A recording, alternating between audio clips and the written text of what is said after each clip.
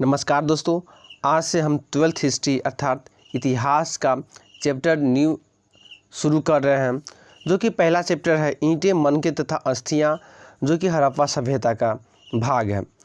तो हम यहाँ चैप्टर शुरू करने से पहले आपको बता दूं कि यह चैप्टर बहुत लंबा है, तो हम इस चैप्टर को 4 से 5 पार्ट में डिवाइड किए हैं और पहला चैप्टर जो आपको 4 से 5 दिन चलने वाला है। उसके बाद ऑब्जेक्टिव का एग्ज़ाम लेंगे, पूरा चैप्टर पढ़ाने के बाद ऑब्जेक्टिव सब्जेक्टिव का एग्ज़ाम भी लेंगे। तो इसलिए आपको चैप्टर सही से पढ़ना है, और यदि आपको अच्छा मार्क्स लाना है 12th में, अच्छे से मतलब टॉपर बनना है, यदि टॉपर बनना चाहते हैं तो हम आपको टॉपर बनाने का भी उतना हम रखते हैं। तो आपको मेरे जो हम जैसे बोलते हैं आपको वैसे ही तैयारी आपको करना होगा, जैसे हम आपको बोलेंगे वैसे ही आपको तैयारी करना होगा। इस बात को आप ध्यान में रख लीजिए, उसके हिसाब से तैयारी कीजिए, ठीक है। क्योंकि हम आपको टॉपर बनाने का ही, चूँकि चैनल का एकमात्र सपना टॉपर बनाना है आप, तो यहाँ पे आप लोग अच्छे से तैयारी कर लीजिए।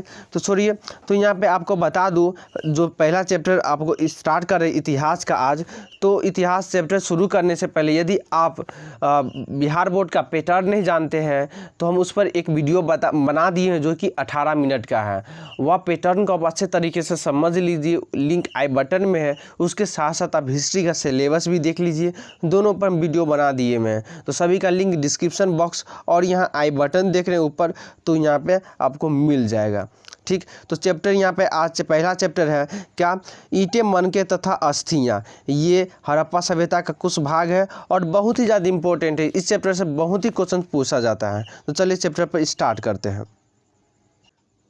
तो आप यहाँ पर देख रहे हैं हमने पहले चैप्टर को पहले मेन टॉपिक यहाँ पे हम लिख चुके हैं, और इसी हम टॉपिक बाई टॉपिक पढ़ाएंगे आपको, टॉपिक बाई टॉपिक पढ़ाएंगे ताकि आपको अच्छे तरीके से समझ में आएगा।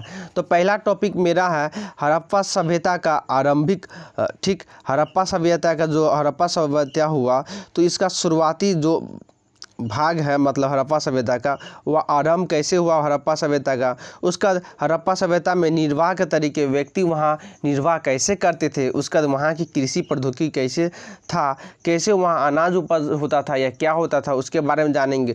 उसका यहाँ पे मोहनजोदड़ो के बारे में जानेंगे। मोहनजोदड़ो, ये हम यहाँ पे नालों का निर्माण, गृह स्थापत्य और दुर्ग के बारे में जानेंगे। तो ये सभी पॉइंट है, आज इतना ही पॉइंट को कवर करने वाले हैं। अगले दिन हम अगले पॉइंट पर चलेंगे। तो चलते हैं, शुरू करते हैं।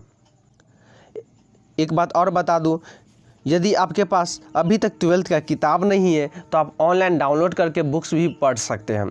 उसके लिए बिहार बोर्ड ने, बिहार के शिक्षा विभाग ने एक ऐप मतलब लॉन्च किया था, विद्यावाहिनी ऐप डाउनलोड नहीं की है, तो इसका भी लिंक डिस्क्रिप्शन बॉक्स में, वहाँ से आप कैसे डाउनलोड करना है, क्या करना है, तो लिंक आप देख लीजिएगा विद्यावाहिनी का, और वहाँ से डाउनलोड करके ज़रूर बुक्स डाउनलोड कर लीजिए, उसी से पढ़िए। क्योंकि बुक पढ़ना अनिवार्य है, तब आपको ऑब्जेक्टिव 50 में 50 मार्क्स आने वाला है। तो यहाँ पे हम शुरुआत करते हैं। देख लीजिए यहाँ पे, जैसे कि हड़प्पा सभ्यता सिंधु सभ्यता की सबसे विशिष्ट पुरावस्तु है। हड़प्पा सभ्यता सिंधु सभ्यता का सबसे पूरा विशिष्ट वस्तु है। तो यहाँ पे बात करें तो यहाँ पे हड़प्पा सभ्यता को सिंधु सरस्वती सभ्यता के नाम से भी जानते हैं, ठीक।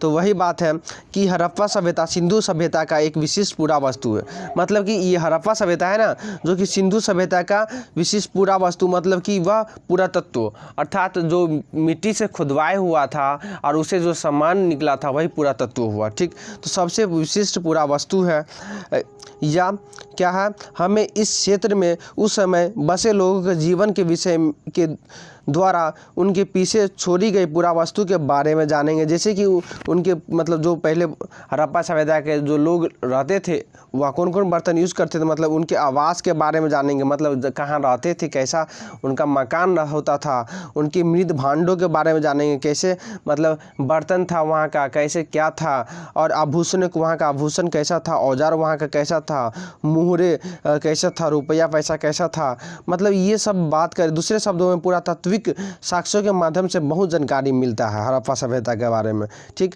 तो पुरातात्विक यहाँ पर समझ लीजिए, पुरातात्विक का अर्थ होता है जो मिट्टी से खुदाई करने के बाद जो सामान मिलता है मतलब इतिहास के बारे में, वह पुरातात्विक हुआ। तो ठीक, पुरातात्विक का अर्थ समझ रहे हैं। तो हड़प्पा सभ्यता के बारे में यही जानेंगे। हड़प्पा सभ्यता ऐसे ही नहीं मिला, आप पूरा हड़प्पा सभ्यता का पूरा कहानी आपको पता चल जाएगा। हम आपको यहाँ चैप्टर पढ़ा नहीं रहे हैं, चैप्टर को कहानी के माध्यम से आपको पढ़ा रहे हैं, मेन टॉपिक पढ़ा रहे हैं, ठीक, जो कि आपको एग्जाम के लिए बहुत ही ज़्यादा इंपॉर्टेंट है और इसका नॉलेज भी काफ़ी हो जाएगा, ठीक। तो यहाँ हड़प्पा सभ्यता सिंधु घाटी सभ्यता का ही एक भाग है। और क्योंकि हड़प्पा सभ्यता का हम पहले जानकारी लेने से पहले वहाँ के जो लोग रहते थे, वहाँ जो लोगों का जीवन था, किस प्रकार का जीवन रहते थे, वहाँ किस प्रकार से उस रहते थे, किस प्रकार से बर्तन का यूज़ करते थे, उसका कैसा आभूषण होता था, वहाँ कैसा औजार होता था, ये सब कैसे पता चला? तो पुरातात्विक से पता चला, मतलब खुदाई होने के बाद पता चला। तो यहाँ पे और बात करें तो यहाँ पे आप देख रहे हैं, और इसका परिभाषा बात करें तो सिंधु घाटी सभ्यता को हड़प्पा संस्कृति भी कहा जाता है। सिंधु घाटी सभ्यता को हड़प्पा संस्कृति भी कहा जाता है, ठीक।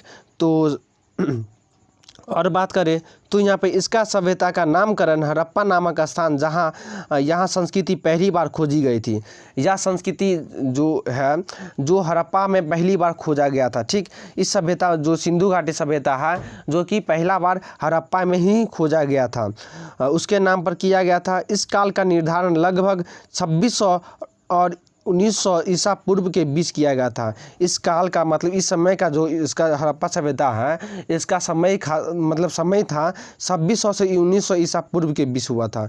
इस क्षेत्र की सभ्यता के सबसे पहले और बाद में भी संस्कृतियाँ अस्तित्व में थी।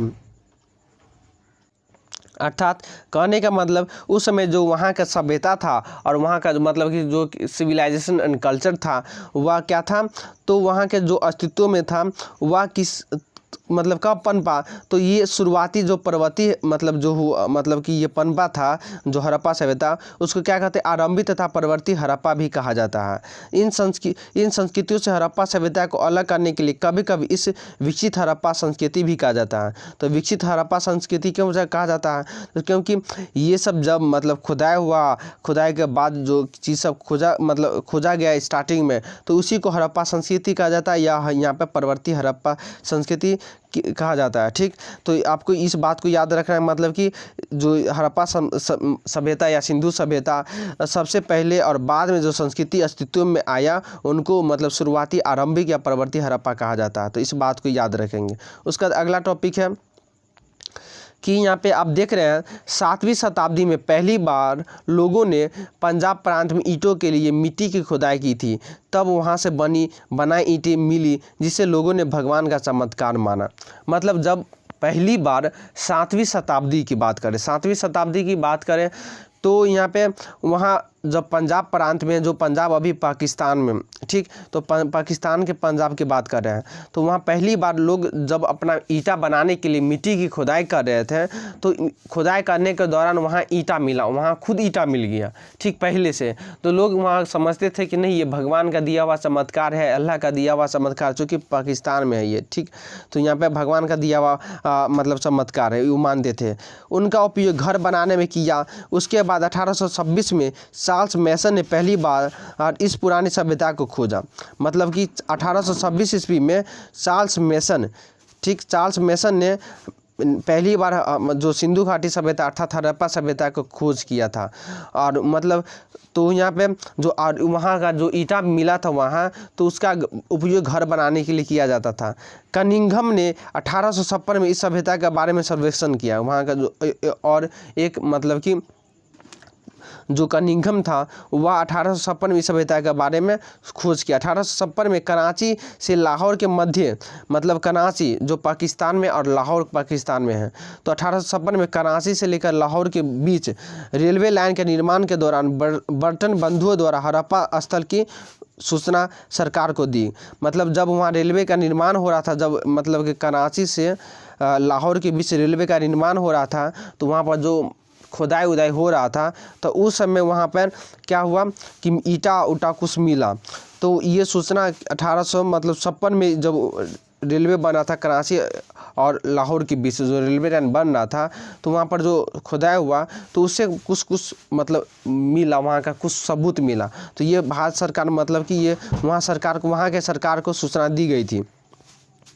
इस क्रम में 1861 में अलेक्जेंडर कनिंघम, ठीक, जो वहाँ के 1861 में अलेक्जेंडर कनिंघम के निर्देशन में भारतीय पुरातत्व विभाग की स्थापना किए गए। किसके? तो ये सब ऑब्जेक्टिव आपको बन जाएगा, इसलिए आपको एक एक पॉइंट को सही से समझना होगा।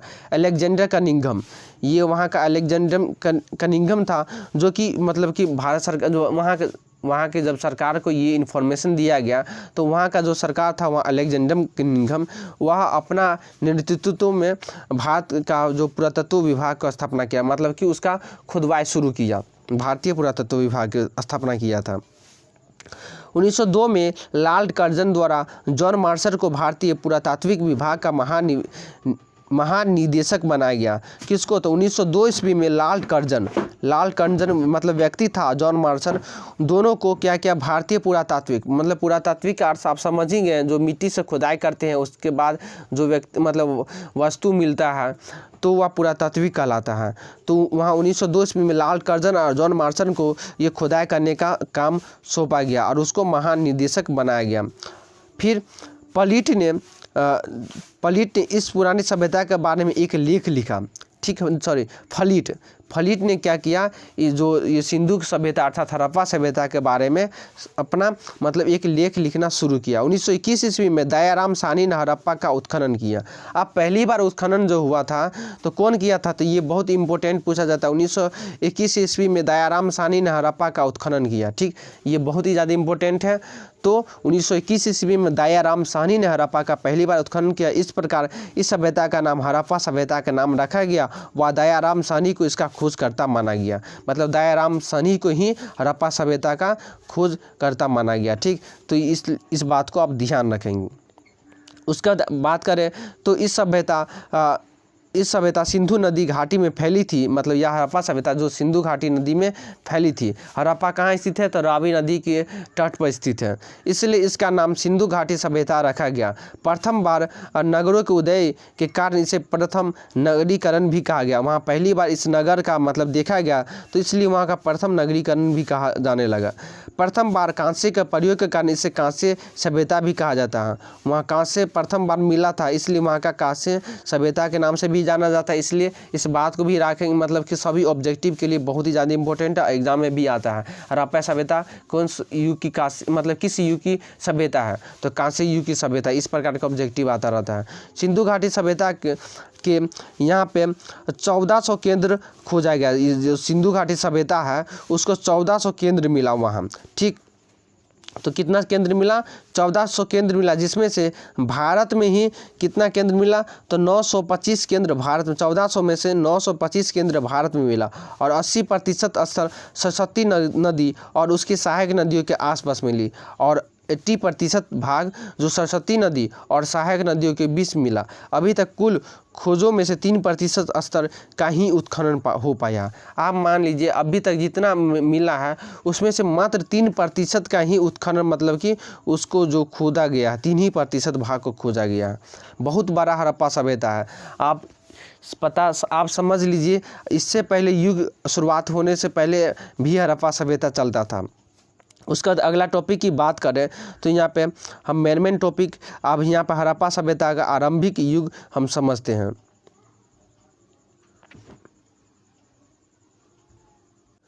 चैप्टर बहुत बड़ा है इसलिए चैप्टर को आपको सही से पढ़ना होगा, सही से ध्यानपूर्वक आपको सही से आपको नोट कर जो मेन पॉइंट है आपको नोट कर लेना कॉपी में, ताकि बाद में एक नोट बना रहे। इसलिए आप लोग पहले बात को पहला एक बार वीडियो देख लीजिए, पहले समझ लीजिए, फिर दूसरा बार आप वीडियो देख लीजिएगा, उसका नोट बना लीजिएगा, तब आपको और बेहतर होगा। बहुत थोड़ा टाइम दीजिए, टाइम निकालिए, टाइम दीजिए इस सब पर, तभी आप कुछ होने वाला, बिना टाइम का कुछ नहीं होने वाला। इसलिए पहला वीडियो अभी समझिए, बाद में आप नोट बना लीजिएगा, दूसरा बार नोट बना लीजिएगा, पहले बात को समझ लीजिए, क्योंकि कहानी आप इसको समझे रहेंगे तो वहाँ आपको दिक्कत नहीं होगा। आप ऑब्जेक्टिव तो बना ही पाएंगे, उसके साथ साथ सब्जेक्टिव भी बना पाएंगे, क्योंकि हम कहानी के माध्यम से आपको पढ़ा रहे हैं। आपको पता ही होगा हम कुछ भाग कहाँ से इसमें ज्वाइन किए हैं समझाने के लिए। आप समझ लीजिए हड़प्पा सभ्यता का आरंभ के बारे में हम जानते हैं। तो इस क्षेत्र में विकसित हड़प्पा से पहले कई संस्कृति अस्तित्व में थी। जो हड़प्पा सभ्यता है उससे पहले इसमें कई संस्कृतियाँ मतलब कई कल्चर इसके साथ जुड़ा हुआ था। ये संस्कृति अपनी विशिष्ट मृद भांड जैसे शैली से समृद्ध थी तथा इनके संदर्भ में कृषि, पशुपालन तथा शिल्पकारी के साक्ष्य भी मिलते हैं। मतलब कि वहाँ जो कुछ सबूत मिला था जिसमें क्या मिला था, कृषि, वहाँ के कैसे कृषि किया जाता, कुछ हल मिला था, कुछ अनाज मिला था, वहाँ पर पशुपालन का कुछ हड्डी उड्डी सब मिला था, पशु का कुछ भाग सब मिला था। शिल्पकारी मतलब जो चित्र बनाते हैं, शिल्प करते हैं या बर्तन पे बनाते हैं शिल्प सब, वही शिल्पकारी के कुछ भाग सब मिले हैं, जिससे पता लगाता है कि वह उससे पहले भी कई प्रकार के मतलब वहाँ कल्चर था, मतलब कि सभ्यता था।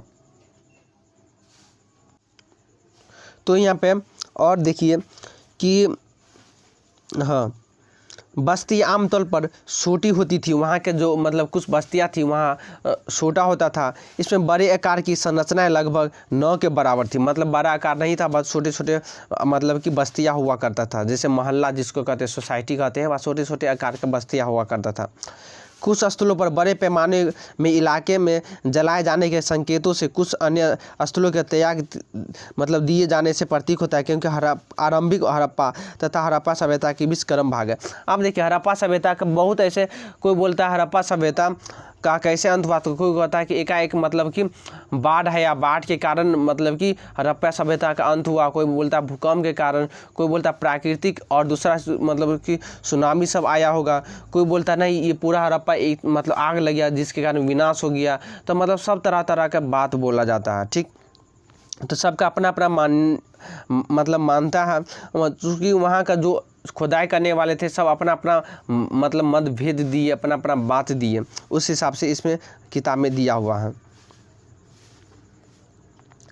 ठीक, अब हम जानते हैं हड़प्पा सभ्यता के निर्वाह के तरीके, वहाँ किस प्रकार के लोग रहते थे, कैसे निर्वाह करते थे।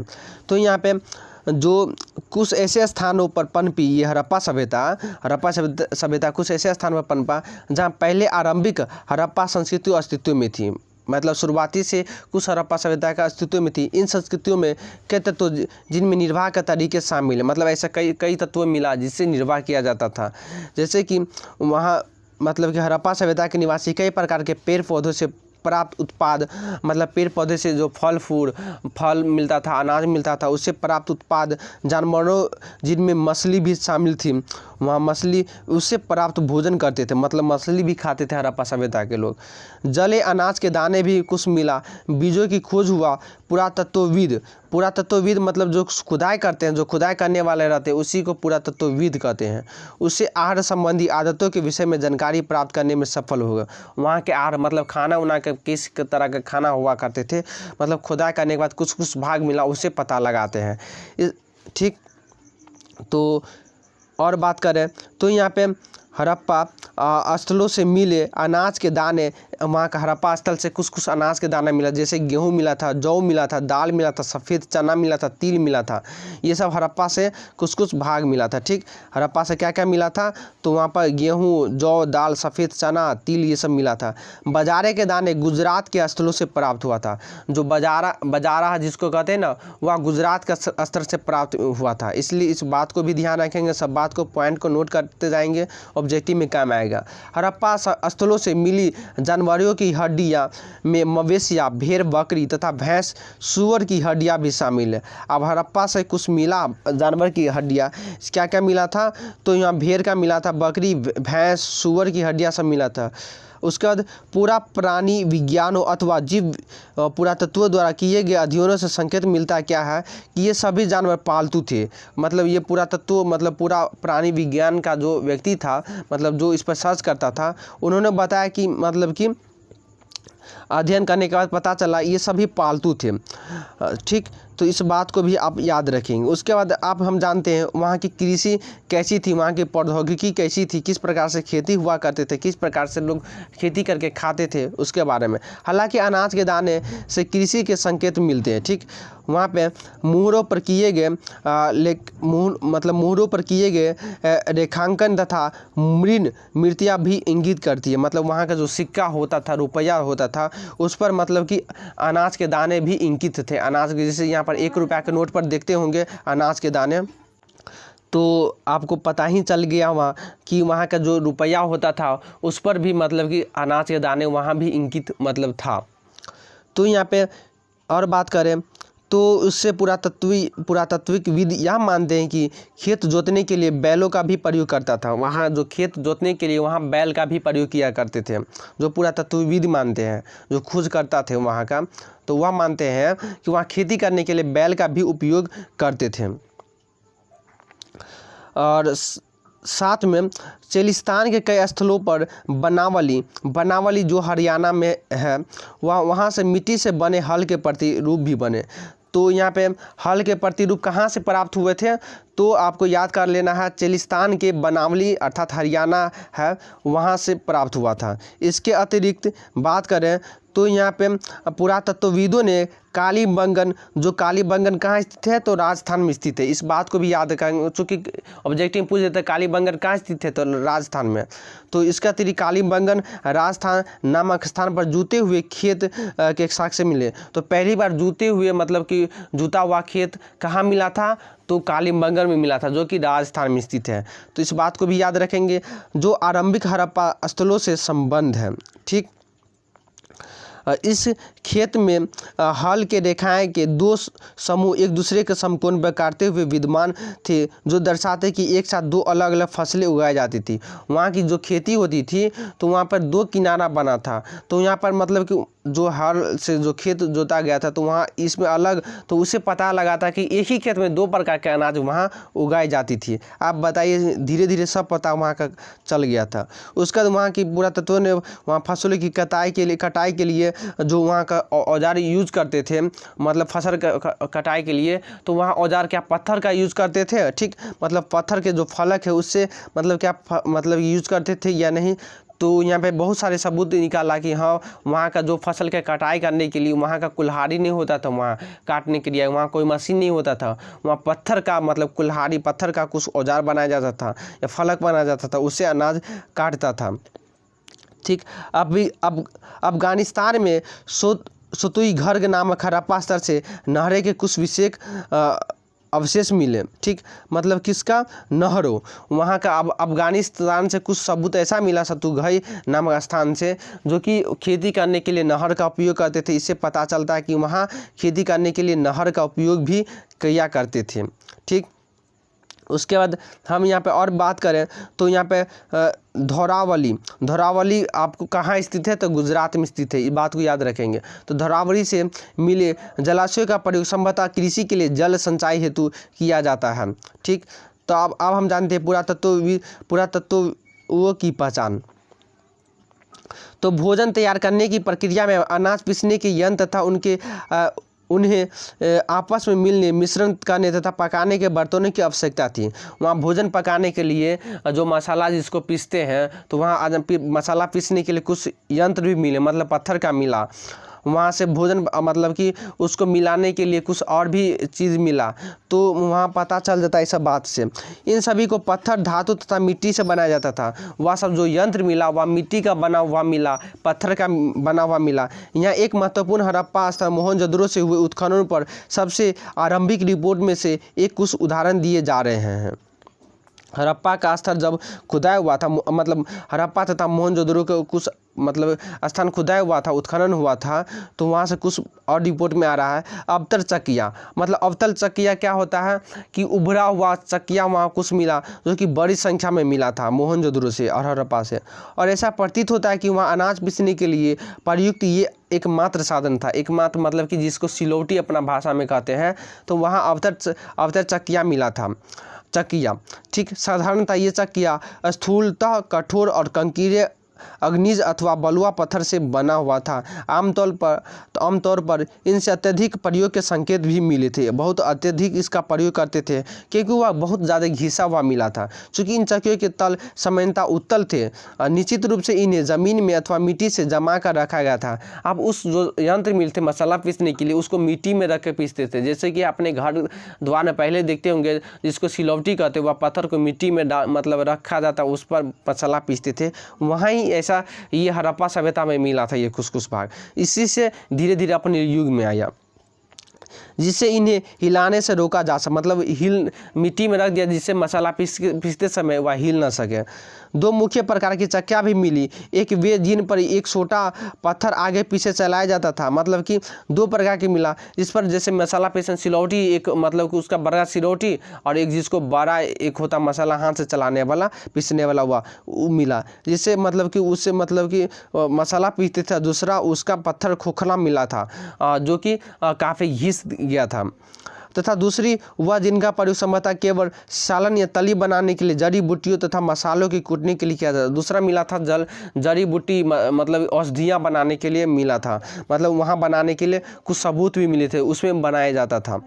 इन दूसरे प्रकार के पत्थरों हमारे श्रमिकों द्वारा सालन पत्थर का, वहाँ के कुछ जो व्यक्ति थे, वहाँ का जो श्रमिक थे, जो किसान थे, तो उन्होंने इस पत्थर का नाम, जो मसाला जड़ी बूटी पीसने के लिए यूज होता था, उस पत्थर को सालन पत्थर के नाम से भी जाना जाता है। तथा हमारे बावर्ची ने यही एक पत्थर रसोई के प्रयोग के लिए संग्रहालय से उधार मांगा। ठीक, तो ये बात भी आप समझ गए होंगे। उसके बाद अगला बात करें तो आप मोहनजोदड़ो की बात करते हैं। तो आप उससे पहले आप जान ही गए होंगे कि वहाँ का हड़प्पा सभ्यता का कैसा आरंभ हुआ था, वहाँ के लोग कैसे निर्वाह करते थे, किस प्रकार से खेती होते थे, तो आप यहाँ पर आप जान गए हैं। अब हम जानते हैं मोहनजोदड़ो के बारे में। ये मोहनजोदड़ो भी एक मतलब अंग है हड़प्पा सभ्यता, मतलब ये सिंधु घाटी सभ्यता से जुड़ा हुआ है। ठीक, तो यहाँ पे मोहनजोदड़ो का अर्थ होता है कि मिट्टी का टीला। ठीक, मतलब मृत मिट्टी का टीला। मोहनजोदड़ो का अर्थ होता है क्या है, मृत मिट्टी का टीला। एक नियोजित शहरी, वहाँ पर एक केंद्र होता था, जैसे यहाँ पे एक शहर, जैसे बिहार का बात करें तो पटना शहर है, मुंबई, दिल्ली भारत की बात करें तो ये सब शहर हुआ, कोलकाता। तो वहाँ भी हड़प्पा सभ्यता अर्थात सिंधु सभ्यता में एक मोहनजोदड़ो वहाँ का शहर हुआ करता था। ठीक, तो मोहनजोदड़ो सबसे प्रसिद्ध पूरा स्थल है, मतलब सबसे फेमस है, सबसे पहले खोजा गया या हड़प्पा स्थल का भाग है। यहाँ के बस्ती 2 भागों में विभाजित किया गया था, एक छोटा लेकिन उसकी ऊंचाई पर बनाया गया था, दूसरा कहीं अधिक बड़ा और नीचे बनाया गया था। मतलब यहाँ 2 भाग की बस्ती मिला गया था, एक बहुत बड़ा भाग मिला था, मतलब एक छोटा भाग मिला था जो कि ऊंचाई भाग पर मिला था, और दूसरा छोटा मतलब उससे भी बहुत बड़ा मिला था जो कि नीचे भी मिला था। पुरातत्वविदों ने जो मतलब खुदाई करते हैं, उन्होंने इन्हें क्रमशः दुर्ग और निचला, मतलब कि उन्होंने क्या किया, जो भाग ऊपर था उसको दुर्ग कहा, मतलब ऊपरी भाग को दुर्ग कहा, और निचले वाला भाग को निचला शहर के नाम से जाने मतलब बोला। दुर्ग की ऊंचाई के कारण यह थी कि वह संरचना ईंटों के चबूतर पर बनी था, मतलब ईंटों के चबूतर पर बना हुआ था, जिसका अर्थ नीचल क्या कहते हैं, नीचल शहर के नाम से भी जाना जाता है। ठीक, उसके बाद आपको बात और करूँ तो यहाँ पे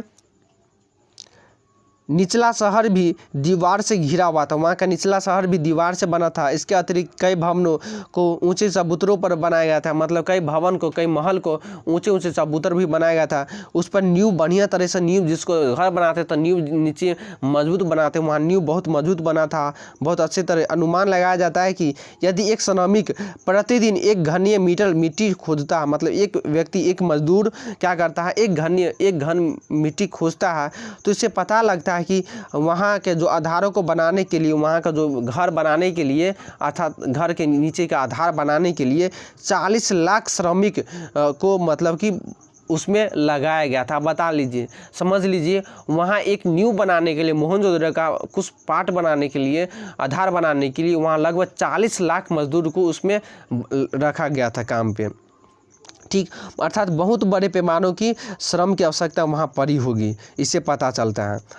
उसके बाद और बात करें, इसलिए सब ऐसा प्रतीत होता है कि पहले बस्ती का नियोजन किया गया था, मतलब मोहनजोदड़ो बनाने से पहले, अर्थात ये सब बनाने से पहले उसका नियोजन किया गया था, मतलब पहले सोचा समझा, मतलब सोच कर बनाया गया था, नियोजन किया गया था। नियोजन मतलब पहले से सोचा गया था, और उसके अनुसार क्या क्या वह उसका कार्य अनुमान किया गया, मतलब वह बनाया गया। नियोजन के अन्य लक्षणों में ईंट शामिल है, जो भले ही धूप में सुखाकर अथवा मिट्टी में क्या कहते हैं पकाकर बनाया गया था। वहाँ का ईंट बनाया गया था, मतलब कि धूप में सुखाकर या मिट्टी से बनाकर वहाँ का ईंट बनाया गया था।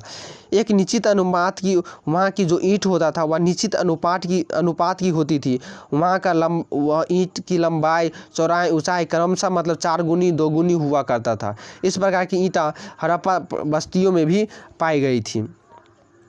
ठीक, और यहाँ और बात करें तो हड़प्पा की दुर्दशा की बात करते हैं।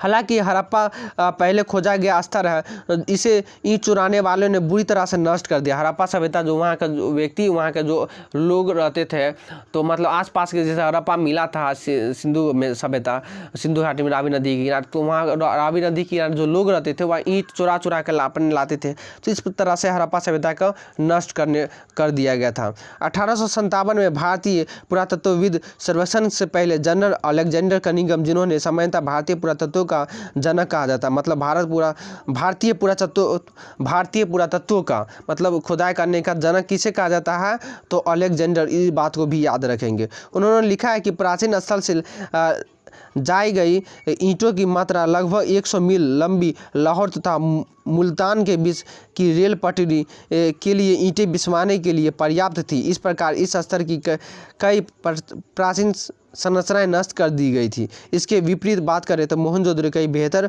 वहाँ का संरक्षण था। अब हम बात करते हैं मोहनजोदड़ो में नाला के निर्माण के मतलब कैसा हुआ था, क्योंकि मोहनजोदड़ो का नाला सब बहुत फेमस है वहाँ का। ठीक, क्योंकि ऐसा बना गया था ना, हड़प्पा सभ्यता मिला था। हड़प्पा शहरों की सबसे अनूठी विशिष्टताओं में से एक ध्यानपूर्वक नियोजित जल निवासी, मतलब पहले से नियोजित जल निवासी बनाया गया था। ठीक, वहाँ की सड़कों तथा गलियों के एक लगभग एक ग्रिड पद्धति में बनाया गया था। मतलब वहाँ का ऐसा मतलब नियोजित किया गया था, ऐसा मतलब दिमाग लगाया था कि वहाँ का जो नाला निकलता है, दोनों सड़क के किनारे किनारे दोनों तरफ से नाला दे गया था। वहाँ थोड़ा भी पानी होता था तो वहाँ पे बारिश या कीचड़ वहाँ नाला में रुक नहीं पाता था, डायरेक्ट बह जाता था। इस प्रकार से बनाया गया था। और वहाँ तेज़ी से हवा चलता था तो रोड खुद से साफ हो जाता था। आप समझ लीजिए किस प्रकार से वहाँ बनाया गया था। और बात करें तो वहाँ का जो सड़क और गलियाँ थे वह क्या मतलब एक दूसरे के समकोण पर मतलब 90 डिग्री के एंगल पर काटता था। ठीक, ऐसा प्रतीत होता है कि पहले नालियों के साथ गलियों को बनाया गया था। मतलब ऐसा प्रतीत माना जाता है कि नाली के साथ गली को भी बनाया गया था एक साथ, और फिर मतलब अगल बगल आवासों का वहाँ मतलब नाला और गली का बनाने के बाद घर बनाया गया था। यदि घरों के गंदे पानी को गलिया के नालियों से जोड़ना था तो प्रत्येक घर की कम से कम एक दीवार गली से सटा हुआ था। मतलब कि वहाँ सभी ऐसा घर बनाया गया था, वहाँ सभी घर हर एक नाला से जुड़ा हुआ था, सभी घर हर एक रोड से जुड़ा हुआ था। आप समझ लीजिए किस प्रकार से वहाँ बनाया गया था। एक बात और, धौरावड़ी तथा लोथर कहाँ स्थित है, तो गुजरात में। इस बात को आप याद रख लेंगे, ऑब्जेक्टिव में आता है। धौरावड़ी या लोथर कहाँ स्थित है, तो गुजरात में। अब बात करें कि वहाँ का गृह स्थापत्य, वहाँ का घर कैसा हुआ करता था, किस प्रकार से हुआ करता था, तो इसके बारे में कुछ जानते हैं। तो वहाँ की बात और करें तो यहाँ पे मोहनजोदड़ो का निचला शहर जो आवासीय भवनों के उदाहरण प्रस्तुत करता है, इनमें से कई एक आंगन पर केंद्रित थे। वहाँ के जो भवन थे सबका एक एक आंगन हुआ करता था, जिसके चारों ओर कमरे बना हुआ था। मतलब बीच में आंगन था और चारों तरफ से मकान बना था, मतलब कमरा बना हुआ था। वहाँ सभ्यता आंगन खाना पकाने और कताई करने के लिए जैसे गतिविधियों का केंद्र था, खासतौर पर गर्म और शुष्क मौसम में थे। मतलब गर्मी में हवा खाने के लिए बैठा करते थे अपने आंगन में, ठंडी में धूप खाने के लिए मतलब धूप के लिए बैठा करते थे। इसी तरह वहाँ खाना बनाने आंगन का उपयोग खाना बनाने के लिए करते थे या फसल को मतलब पसारने के लिए किया करते थे। इस प्रकार से अंदाज़ा लगाया जाता है। यहाँ एक अन्य रोचक पहलू लोगों द्वारा अपनी एकांतता को दिया जाने वाला महत्व था। भूमि तल पर बनी दीवारों में लकड़ियाँ नहीं थी। वहाँ का जो दीवार बना था भूमि पर, तो वहाँ लकड़ियाँ नहीं था। इसके अतिरिक्त मुख्य भाग द्वार से अतिरिक्त भाग एक आंगन तथा सीधा अवलोकन नहीं होता। वहाँ का जो मुख्य भाग था, मुख्य द्वार था, वहाँ का आंगन का एक सीधा अवलोकन, वहाँ का जो गेट बनाया गया था वह ऐसा गेट भी नहीं बनाया गया था जो डायरेक्ट आंगन दिखे घर बनाया। इस प्रकार प्रकार से गेट बनाया गया था कि आंगन अलग है, घर अलग है, और वहाँ का जो मेन गेट है अलग प्रकार से बनाया गया था। समझ लीजिए किस प्रकार का वहाँ पहले साइंटिस्ट रहते थे, किस प्रकार का वैज्ञानिक रहा करता था। हर घर ईंटों के फर्श से बना अपना एक स्नान कार्य होता था। हर घर बना ईंट से बना हुआ था और वहाँ का फर्श बना था, और वहाँ हर एक घर में एक स्नानागार हुआ करते थे, जिनकी गलियाँ दीवार के माध्यम से सड़क की नालियों से जुड़ी हुआ करता था। कुछ घरों से दूसरे तल पर छत जाने हेतु बनाए गए सीढ़ियाँ भी मिले हैं। वहाँ कुछ ऐसा भी घर मिले हैं जहाँ की मतलब घर के ऊपर जाने के लिए सीढ़ी भी मिला। आप बता, हम कब 7वीं शताब्दी की बात कर रहे हैं, अभी 21वीं शताब्दी चल रहा है। आप पता मतलब दिमाग लगा लीजिए, अब भी जो कर रहे हैं वह चीज़ हड़प्पा सभ्यता में ही पहले से हुआ है। ठीक, ऐसे कक्ष बनाए गए थे जिनमें बाहर से आया जा सकता है, मतलब बाहर से आया जा भी सकता है, तथा जिनका प्रयोग संभवतः राहगीरों द्वारा किया जाता था। मतलब ऐसा भी मकान बनाया जिसको गेस्ट रूम भी बनाया गया था वहाँ। उससे विद्वानों ने अनुमान लगाया कि मोहनजोदड़ो में कुओं की कुल संख्या लगभग 700 थी। मोहनजोदड़ो में, वहाँ का जो शहर था मोहनजोदड़ो हड़प्पा सभ्यता का, तो वहाँ का लगभग कितना कुआं हुआ करता था, लगभग 700 कुआं हुआ करता था। अब बात करते हैं यहाँ पे कि वहाँ की जो नालियों के विषय में मैके कहते हैं कि निश्चित रूप से यह अब तक की खोजी गई सर्वथा संपूर्ण प्राचीन प्रणाली है। हर आवास गली की नालियों से जुड़ा गया था, मतलब हर घर आवास व गली से जुड़ा हुआ था। मुख्य नाले गारे में जमाई गई थी और ईंटों से बने थे, और इन्हीं ईंटों से ढका गया था, जिन्हें सफाई के लिए हटाया जा सकता था। मतलब ईंटें से बनाया गया था, जिसको सिलाब कहते हैं। वह मतलब भर गया ना, मतलब कचरा, तो उसको हटाकर फिर उसको मतलब कचरा साफ करके फिर उस पर रख दिया जाता था फर्श। इस तरह से ईंटा से बनाया गया था। कुछ स्थानों पर ढकने के लिए चूना पत्थर तथा पट्टी का भी प्रयोग किया गया था। घरों की नालियाँ पहले एक हौदी तथा मलकुंड में खाली होता था। घर की जो नालियाँ था वहाँ हौद बनाया गया था, जिनमें ठोस पदार्थ जमा होता था, और गंदा पानी गली की नालियों में बह जाता था। मतलब कुछ कठोर पदार्थ उस नाली में रह जाता था, और बाकी जो तरल पदार्थ है वह बह जाता था। ऐसा बनाया गया था। सफाई के लिए हौदियाँ बनाई गई थी। यह पुरातत्व का एक अजूबा ही है। मलबे मुख्यतः रेत के छोटे छोटे ढेर समेत निकासी के नालों के लिए मतलब क्या तो अगल बगल के पड़े हुए थे, जो दर्शाती यह है कि नालों की सफाई के बाद कचरे को हमेशा हटाया नहीं जाता था। ठीक, तो ये सब कुछ बातें हैं। तो यहाँ पर और बात करें, और अब हम समझते हैं हम मोहनजोदड़ो में नाला के निर्माण किस प्रकार हुआ था, वहाँ का घर कैसा हुआ करते थे। अब समझते हैं वहाँ का दुर्ग के बारे में। तो ये वहाँ का दुर्ग है। तो यहाँ पे दुर्ग मतलब कि जो ऊपरी भाग था मोहनजोदड़ो का, मतलब घर ऊपरी भाग रहने के लिए था, वहाँ का दुर्ग कहा जाता है।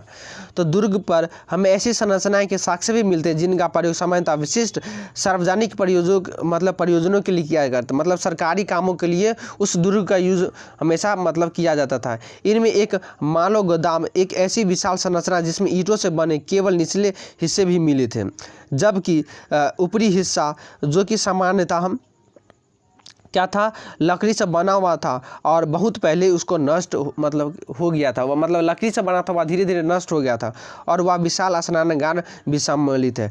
विशाल स्नानागार कहाँ से मिला था, मतलब स्नान करने वाला तो मोहनजोदड़ो से मिला था। इस बात को भी आप याद रखेंगे।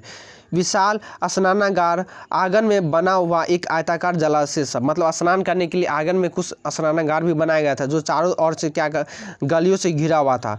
जलाशय के तल पर जाने के लिए उत्तरी और दक्षिण भाग में 2 सीढ़ियाँ भी बना हुआ था वहाँ। ठीक, वहाँ के उसके तीनों और कक्ष बना हुआ था, मतलब जो घर है वहाँ का जो स्नानागार बना था उसको तीनों और मतलब कक्ष बना था, जिनमें से एक में एक बहुत बड़ा कुआं था। जलाशय से पानी एक बड़े नाले में बह जाता था, मतलब कुआं भी बना था। स्नानागार करने के लिए वहाँ कुआं बना था, मतलब स्नान करने के लिए, और नाला भी बना था, उससे जुड़ा हुआ था। ठीक, दूसरी और एक अपेक्षाकृत छोटी संरचना भी थी जिसमें 8 स्नानागार बनाए गए थे। ठीक, एक गलियारे के दोनों और 4 स्नानागार बने। एक गली है, मान लीजिए एक गली है, उस गली में लगभग 4 स्नानागार बनाया गया था। ठीक, 4 स्नानागार बनाया गया था। प्रत्येक स्नानागार नालियाँ गलियारे के साथ साथ बने एक नाले से मिलती है। ठीक, तो ये सब कुछ इसका दुर्ग की बात करें तो आज की चैप्टर इतना ही। अब अगले चैप्टर पर बात करेंगे सामाजिक विभिन्नताओं का अवलोकन के बारे में, शिल्प उत्पादन के विषय में। तो आज के चैप्टर में हमने सीखा हड़प्पा सभ्यता क्या, हड़प्पा सभ्यता किस प्रकार से शुरुआत हुआ, वहाँ का आरंभिक युग कैसा था, वहाँ के लोग किस प्रकार से निर्वाह करते थे, वहाँ के लोग किस प्रकार से खेती करते थे, किस प्रकार से खाते थे, वहाँ जो मोहनजोदड़ो बड़ा शहर मिला था वहाँ का नाला किस प्रकार से बना था, वहाँ के लोग किस प्रकार से रहते थे, किस प्रकार से आवास बना था, वहाँ का दुर्ग कैसा होता था। तो आज की वीडियो में हमने ये सीखा। तो यदि वीडियो पसंद हुआ हो तो ज़रूर शेयर कीजिए और वीडियो को ज़रूर लाइक कीजिए। ठीक, आपको कुछ क्वेश्चंस पूछना हो तो आप कमेंट बॉक्स में पूछ सकते हैं। आपको कुछ न्यू टॉपिक पर वीडियो बनाना हो तो आप कमेंट बॉक्स में कुछ बोल सकते हैं, हम आपको ज़रूर सभी चीज़ के लिए हेल्प करेंगे। और यदि आप अभी तक टेलीग्राम पे नहीं शामिल हुए हैं तो जुड़ जाए, चूँकि वहाँ पर सभी प्रकार के PDF हम डालते रहते हैं, सभी तरह के पोस्ट इन्फॉर्मेशन देते रहते हैं टेलीग्राम में। तो लिंक आपको डिस्क्रिप्शन बॉक्स में है। उसके साथ इंस्टाग्राम फेसबुक पेज पर ज्वाइन हो ही जाइए। ठीक, तो ये दोनों चीज़ पर कम से कम ज्वाइन हो जाइए। बाकी इंस्टाग्राम पर भी ज्वाइन हो सकते हैं हमसे ज़्यादा मिलने के लिए। तो आज के लिए इतना ही, कल आपको फिर मिलते हैं किसी और टॉपिक पर। तो आज के लिए इतना ही, धन्यवाद।